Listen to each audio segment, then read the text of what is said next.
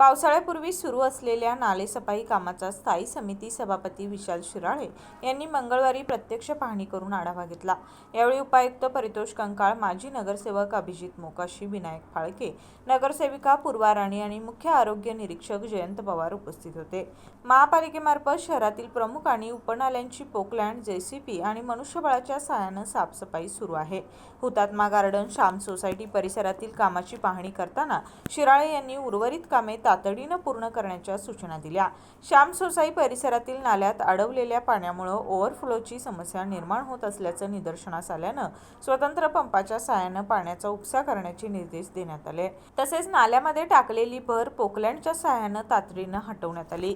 नाल्यातून गेलेल्या खराब drainage pipeline दुरुस्त करण्याचे आदेशही ड्रेनेज विभागाला देण्यात आले।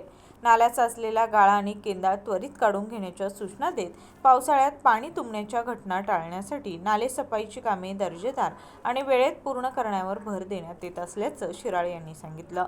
नागरिकांनी नाल्यामध्ये कचरा व माती टाकू नये असं आवाहनही त्यांनी केलं।